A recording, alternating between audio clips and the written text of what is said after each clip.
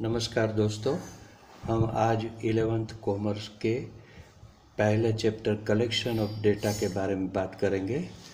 वैसे हज़ारों साल से ये विषय चला आ रहा है, लेकिन इसकी ज़्यादा भूतकाल की बात करने के बजाय हम भारत में ये विषय के बारे में पहले थोड़ी बात करेंगे। तो इससे पहले ये बात आती है कि the Indian statistical institute was found by the well known Indian statistician PC महानोबोलिस इन 1931 एट कलकत्ता। इसके बाद गवर्नमेंट ने ये इंस्टीट्यूट द्वारा चलाए हुए ग्रेजुएशन कोर्स को 1941 में अपनी approval the. The first round of data collection took place in October 1950 after the approval of National Sample Survey by government. ये भारत में स्टैटिस्टिक्स के बारे में थोड़ी जानकारी हुई। अब आगे पहले हम ये देखेंगे कि स्टैटिस्टिक्स जो है वो क्या है सब्जेक्ट्स के बारे में। तो statistics is the science which deals with the collection, analysis and interpretation of numerical data. इस स्टैटिस्टिक्स के बारे में हम बता सकते हैं कि वो डेटा कलेक्ट करते हैं, उसको एनालाइज करते हैं और इसके अंदर से इंटरप्रिटेशन करके वो कुछ उसके अंदर से रिजल्ट निकालते हैं। अब स्टैटिस्टिक्स में जो कुछ वर्ड्स है उसके बारे में हम पहले बात करेंगे। पहला शब्द है population. Population means group of all unit under study. जिस बारे में हमें स्टडी करना है या जिसके बारे में हम कुछ जानकारी लेनी है उसको हम पॉपुलेशन कहते हैं। फॉर एग्जांपल, अगर हमें द पॉपुलेशन ऑफ इंडिया के बारे में जानकारी लेनी है तो जो भारत में रहते हैं वो सभी लोग पॉपुलेशन बनते हैं। अगर हमें गुजरात में आई हुई हायर सेकेंडरी स्कूल के स्टूडेंट्स के बारे में जानकारी लेनी है तो गुजरात में हायर सेकेंडरी स्कूल में पढ़ते हुए सब स्टूडेंट्स, ये पॉपुलेशन बनता है। दूसरा वर्ड्स है साइज ऑफ पॉपुलेशन।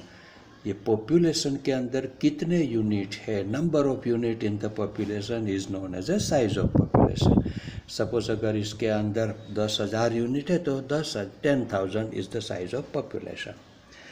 तीसरा वर्ड है सैंपल।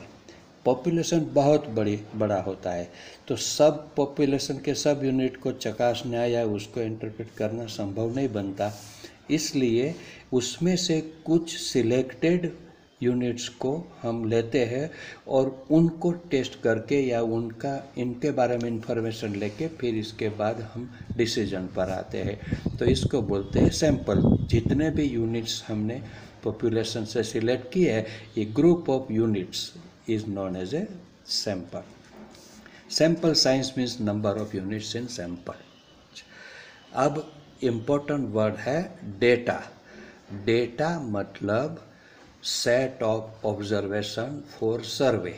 जो भी सर्वे हम करने जा रहे हैं और जिसके भी बारे में, जिस पॉपुलेशन के बारे में जो भी इंफॉर्मेशन हमें चाहिए, उस इंफॉर्मेशन के अंदर जो भी यूनिट्स आते हैं, ये सभी यूनिट्स का सेट ये डेटा माना जाता है।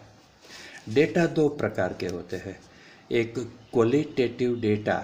हमारे सैंपल सर्वे में जो डेटा है वो अगर नॉन न्यूमेरिकल डेटा है, मतलब समझो सौंदर्य के बारे में या सोशल स्टेटस के बारे में हम इंफॉर्मेशन करते हैं जिसको अंकों में रखना संभव नहीं होता है, वो थोड़ा बहुत कम इसी बात में ही रख सकते हैं, उसे क्वालिटेटिव डेटा कहते हैं। दूसरा है क्वांटिटेटिव डेटा जो न्यूमेरिकल वेरिएबल है। समझो age, marks of students, salary of worker वगैरह न्यूमेरिकल डेटा है और उसे क्वांटिटेटिव डेटा कहते हैं। दिस डेटा के दो और प्रकार भी रहते हैं। पहला प्रकार है प्राइमरी डेटा। जो डेटा पहली बार किसी ऑब्जर्वर संस्था या किसी सर्वेयर के द्वारा कलेक्ट किया जाता है, सीधा पॉपुलेशन से या सीधा सैंपल से, उसे प्राइमरी डेटा कहते हैं।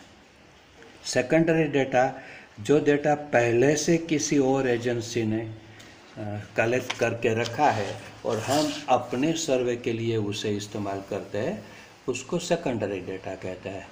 अब इन दोनों डेटा, प्राइमरी डेटा और सेकेंडरी डेटा के बीच में क्या डिफरेंस रहता है, ये हम पहले बता लेते हैं। तो पहला डिफरेंस इन दोनों के बीच में ये आता है कि primary data is obtained for the first time, while secondary data was already obtained by others, collected by others. दूसरा डिफरेंस ये आता है कि primary data is collected from units. Units means जो सर्वे के साथ जुड़ा हुआ यूनिट्स होता है, जो सैंपल यूनिट से या पॉपुलेशन यूनिट से, उससे सीधा लिया जाता है। जैसे कि सेकेंडरी डेटा वो पहले प्राइमरी डेटा जिन्होंने लिया है उसमें से लिया जाता है। तीसरा इसके अंदर पॉइंट ये आता है कि प्राइमरी डेटा कलेक्ट करने में पैसा, समय और एनर्जी ज़्यादा खर्च होते हैं, वाइल सेकेंडरी डेटा कलेक्ट करने में इन तीनों चीज़ कम खर्च होते हैं, क्योंकि पहले से वो डेटा कलेक्ट किया जा चुका है और हम इसका इस्तेमाल करते हैं।